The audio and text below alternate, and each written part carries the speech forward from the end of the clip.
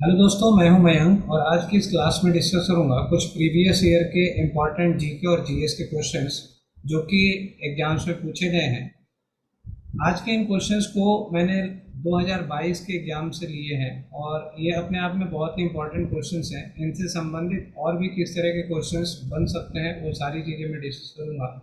आइए चलते हैं और देखते हैं पहले क्वेश्चन की ओर। पहला क्वेश्चन पूछ रहा है, in which of the following states is the Rowa wild life sanctuary situated.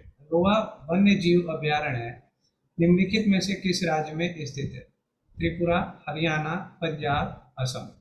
अगर आप लोगों को इसका आंसर पता है तो एक बार आप अपने मन में सोच लीजिए और मैं इसका सही जवाब बताता हूँ और इससे संबंधित कुछ और भी इम्पोर्टेंट पॉइंट बताऊंगा जो कि एग्जाम पॉइंट ऑफ व्यू से जरूरी हो सकता है। तो सही जवाब है इसका त्रिपुरा। ठीक है। जो रोआ वाइल्ड लाइफ सेंचुरी है वो त्रिपुरा में है और आप देखिए त्रिपुरा में अन्य 3 और वाइल्ड लाइफ सेंचुरीज है। ठीक है ना, यानी कि total 4 wild life sanctuaries Tripura में है। अब उनमें से एक आपका है गुमती। ठीक है, इस बार रोआ पूछा है, हो सकता है कभी गुमती पूछ दे। फिर तृष्णा, तृष्णा और एक आपको मिलेगा सिपाही जला, है ना, सिपाही जला। ठीक, तो ये 4 वाइल्ड लाइफ सेंचुरी जो है वो त्रिपुरा में है, ये आपको याद रखना है। त्रिपुरा की अगर हम कैपिटल की बात करें तो कैपिटल है इसकी अगरतला। ठीक है, क्या है? अगरतला। अभी वर्तमान में यहाँ के सीएम जो है वो है मानिक शाह। ठीक है, आप मुझे कमेंट बॉक्स में बताएंगे कि मानिक शाह किस पार्टी से संबंधित है, मतलब त्रिपुरा में अभी किसकी सरकार चल रही है, किस पार्टी की सरकार चल रही है। ठीक है, अब आप यहाँ पे एक और बात समझिए।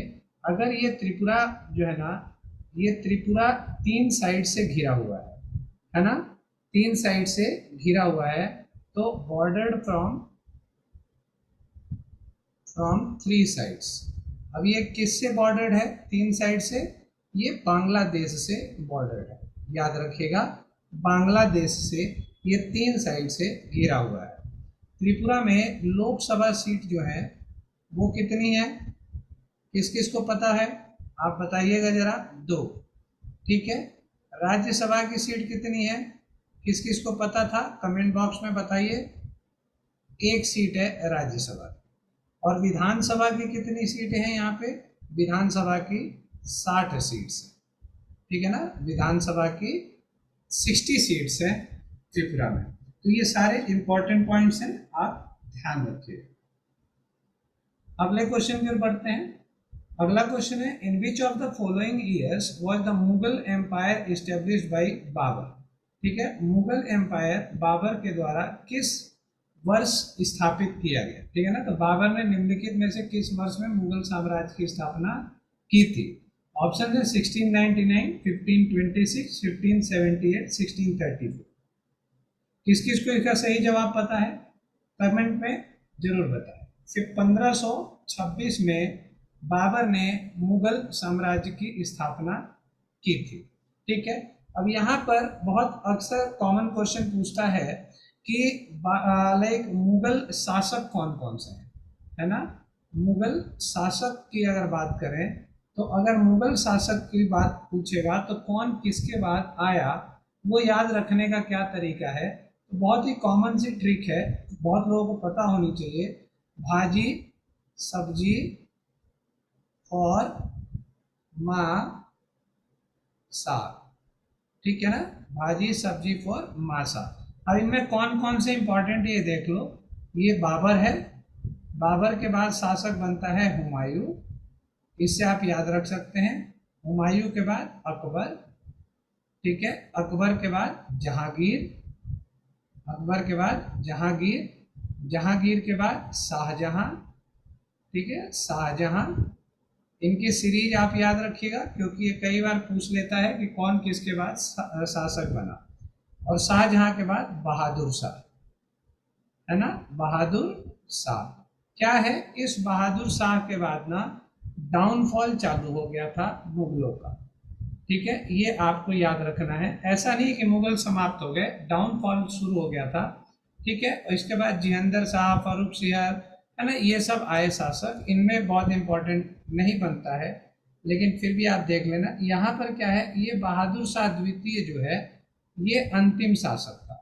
कौन था? बहादुर शाह द्वितीय, लास्ट रूलर, जिसको 1857 की क्रांति के बाद रंगून भेज दिया गया था।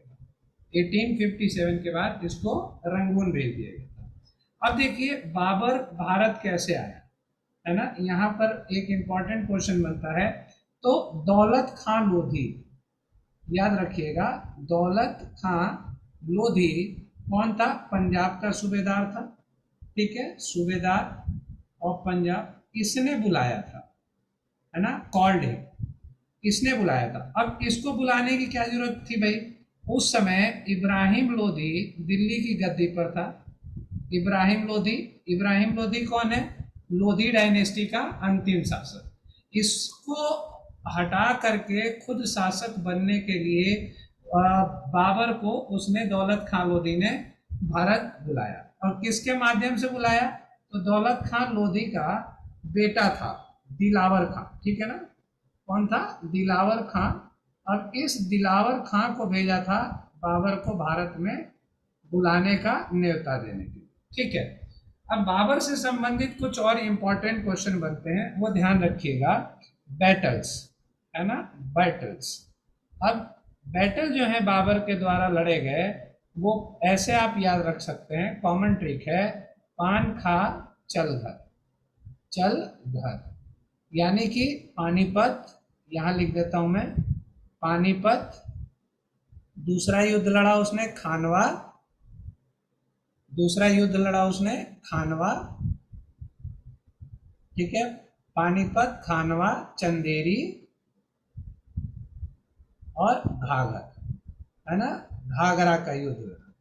ठीक ना। अब ये इनका ईयर लिख लीजिए, ये 1526 में, ये 1527 में, ये 1528 में, और ये 1529 में। ठीक है, तो पानीपत, खानवा, चंदेरी और घाघर, ये सारी लड़ाइयाँ उसने लगातार एक एक साल के अंतराल पर लड़ी। अब अगर पानीपत की लड़ाई से संबंधित बात करें तो पहला बैटल जो लड़ा, यहाँ मैं लिख देता हूँ, ये इब्राहिम लोधी, है ना, बाबर और इब्राहिम लोधी।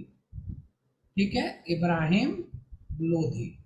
ठीक, दूसरी लड़ाई जो लड़ी गई वो खानवा की, बाबर और किसके साथ लड़ी गई?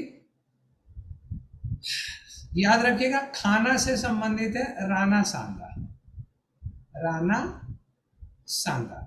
और बाबर जो है, बाबर की पहली लड़ाई धोधी, पानीपत की, तो पानी में धोधी, लोधी को धोधी, और सांगा यानी बाबर ने खाना, खाना में साग खाया होगा। और तीसरा, ये सब ट्रिक्स के तौर पर रख सकते हैं, चंदेरी में बाबर और मदन रॉय, बाबर और मदन रॉय। ठीक है, और चौथा है आपका बाबर और अफगानों के बीच में हुई थी, अफगान्स आता है ना, अफगान्स। तो ये सारी बातें आप इससे याद रखिएगा। क्लियर है? उम्मीद करता हूँ एक एक बात क्लियर हो गई होगी। अगर आपको ये चीज़ ठीक लग रही है, पसंद आ रही है, तो लाइक जरूर करें, है ना।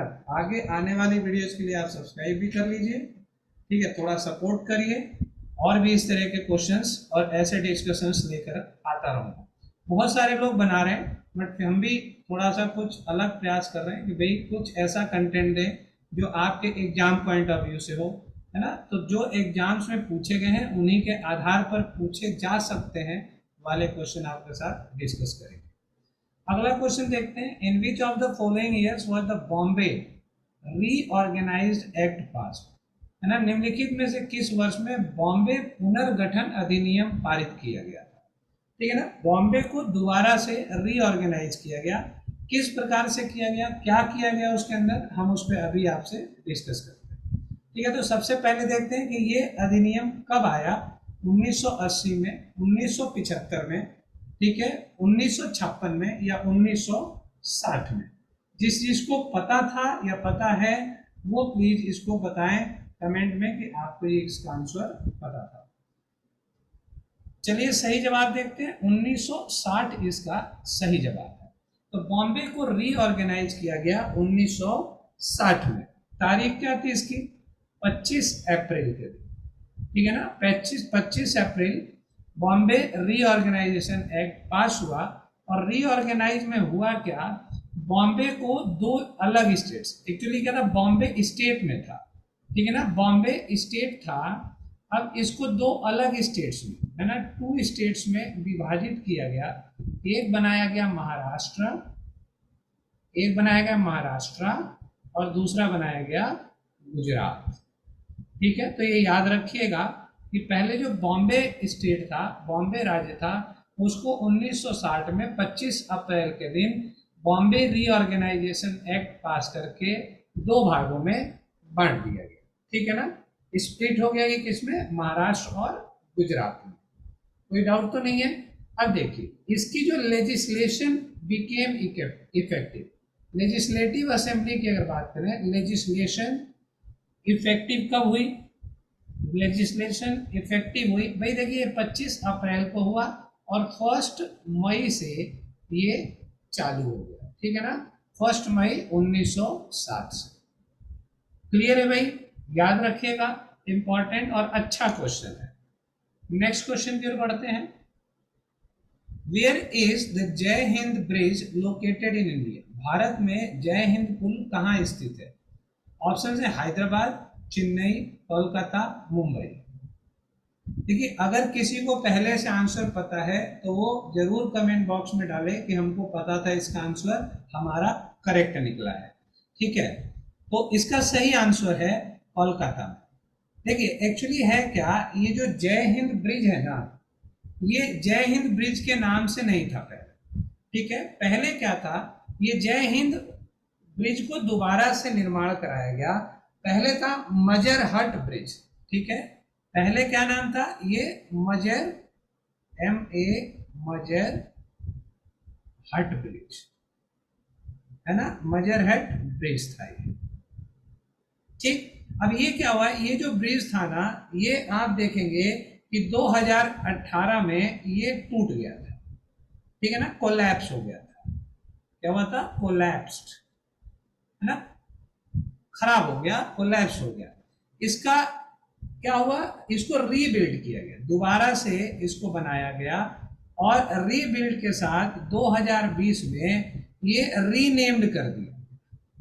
और रीनेम्ड किसके द्वारा किया गया, रीनेम्ड बाय ममता बनर्जी, ममता बनर्जी। अब क्यों किया, कब गया क्यों किया गया, देखो भाई, ये 125वीं सालगिरह थी, birth anniversary, 125th birth anniversary किसकी, भाई उम्मीद करता हूं कि पता हो जाएगी किसकी। तो वहां पे जय हिंद से संबंधित सुभाष चंद्र बोस की, ठीक है, सुभाष चंद्र बोस की, ठीक है, सुभाष चंद्र बोस की एनिवर्सरी के दिन, बर्थ एनिवर्सरी के दिन इसका नाम जो था वो जय हिंद ब्रिज से रीनेम कर दिया गया, ठीक है। तो ये भी ध्यान रखिएगा कि ये कहाँ का ब्रिज है, मजरहट ब्रिज है, जिसका नाम पहले मजरहट ब्रिज था, 2018 में गिर गया, रीबिल्ड होकर के 2020 में रीनेम हुआ, ममता बनर्जी ने इसको करवाया rename, 125वीं birth anniversary Subhash Chandra Bose के नाम से, ठीक है।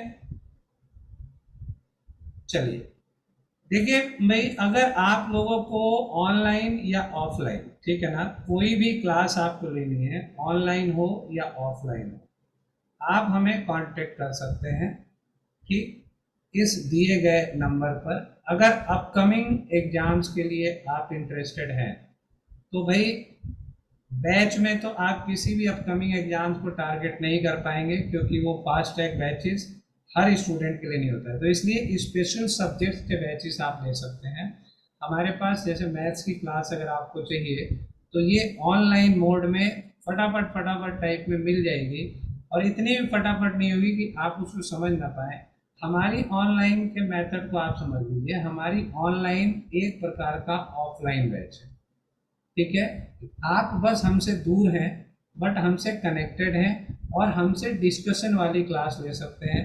अब वो हम जूम के माध्यम से दें, है ना, मोस्टली हम जूम के माध्यम से देते हैं, जूम मीटिंग के, जिसमें आप हमसे सवाल जवाब भी पूछ सकते हैं, आप हमसे कह सकते हैं कि भाई ये वाला क्वेश्चन नहीं हुआ। तो किसी भी सब्जेक्ट से रिलेटेड अगर आपको हमारी क्लासेस चाहिए तो आप हमें कांटेक्ट कर सकते हैं। अभी फ़िलहाल इवनिंग में हमारे पास 7:30 की क्लास जो है, 7:30 PM की, वो ऑनलाइन मोड में मैथ्स की स्टार्ट हो गई है। जिसको भी एनरोल करना है वो दिए गए नंबर पर कांटेक्ट कर सकता है। चलिए, ये हुई तो लाइक रिक्वायरमेंट की बात आपकी। आगे चलते हैं अगले क्वेश्चन की। अगला क्वेश्चन है, who among the following road the novel रंगभूमि द एरिना ऑफ लाइफ। निम्नलिखित में से किसने रंगभूमि द एरिना ऑफ लाइफ उपन्यास लिखा है? ठीक है, ऑप्शन है अवनींद्रनाथ टैगोर, महात्मा गांधी, मुंशी प्रेमचंद या रविन्द्रनाथ टैगोर। ठीक है, बहुत इंपॉर्टेंट भाई, रंगभूमि जो भी कॉम्पिटिटिव स्टूडेंट्स हैं उनको लमसम पता ही होना चाहिए। रंगभूमि के रचयिता है मुंशी प्रेमचंद। ठीक है, हिंदी और उर्दू लिटरेचर में महारत हासिल था मुंशी प्रेमचंद को, है ना। लगभग सभी लोग इनसे अवेयर हैं, जो भी स्टूडेंट वर्ग है वो खास तौर से इनसे अवेयर रहता ही है। ठीक है ना। तो आइए देखते हैं इसके अंदर अगली बात है कि अगर हम मुंशी प्रेमचंद की बात करते हैं, ठीक है, तो मुंशी प्रेमचंद जो है इनका जन्म कब हुआ? अगर हम बर्थ की बात करें तो बर्थ है 31 जुलाई 1880 के। ठीक है, बर्थ है 31 जुलाई 1880 के, और डाइड ऑन, मृत्यु हुई थी उनकी 8 अक्टूबर 1936। ठीक है, और इनका एक सबसे इंपॉर्टेंट क्वेश्चन जो बन सकता है वो है रियल नेम। उनका वास्तविक नाम क्या था? तो उनका रियल नेम था धनपत राय श्रीवास्तव। ठीक है, इनके द्वारा अन्य रचित पुस्तक जो अक्सर एग्जाम में पूछने के चांसेस होते हैं, जैसे गोदान, है ना, इन्हीं की पुस्तक है। नमक का दरोगा, नमक का दरोगा जो कई बार मतलब पूछा गया है। ठीक है, मतलब किताबें इन्होंने बहुत लिखी हैं, लेकिन उनमें से कुछ ये इम्पोर्टेंट है, जैसे कफन, जो एग्जाम्स में अक्सर पूछे जाते हैं। शतरंज का खिलाड़ी, शतरंज का खिलाड़ी, शतरंज का खिलाड़ी। रंगभूमि आपको पता चल ही गया। ठीक है, और एक और आपको बता देता हूं, किताब में दो बैलों की जोड़ी, दो बैलों की कथा, सॉरी, दो बैलों की कथा। आप अगर ये किताबें मिले तो आप इनको पढ़ के देखिएगा, बहुत ही बेहतरीन किताबें हैं और बहुत कुछ सिखा कर जाती हैं। ठीक ना, तो ये किताबें बहुत इंपॉर्टेंट है। गोदान, नमक का दरोगा, कफन, शतरंज का खिलाड़ी, दो बैलों की कथा, है ना, और अन्य कई किताबें हैं। तो मुंशी प्रेमचंद के द्वारा रचित कुछ और इम्पोर्टेंट किताबें अगर आप अपनी तरफ से पढ़ के जाएं तो काफ़ी हेल्प मिलेगी। ठीक है दोस्तों, तो आज यहाँ पे 5 क्वेश्चंस के साथ ही मैं आया हूँ, इस उम्मीद से कि आप लोगों को अच्छा लगेगा। अगर आपको ये मेरी आज की वीडियो अच्छी लगे तो आप लाइक और सब्सक्राइब करने में बिल्कुल संकोच न करें। मोटिवेशन जो मिलेगा वो क्वेश्चंस की संख्या को जरूर बढ़ाएगा। किसी तरह की अगर आप इम्प्रूवमेंट चाहते हैं तो आप प्लीज़ कमेंट बॉक्स में मेंशन करें, उस इम्प्रूवमेंट के लिए हम हमेशा तैयार हैं। उस इम्प्रूवमेंट को लेकर के जितना जल्दी हो सकेगा हम आएंगे। मिलते हैं अगली वीडियो में, तब तक के लिए नमस्कार।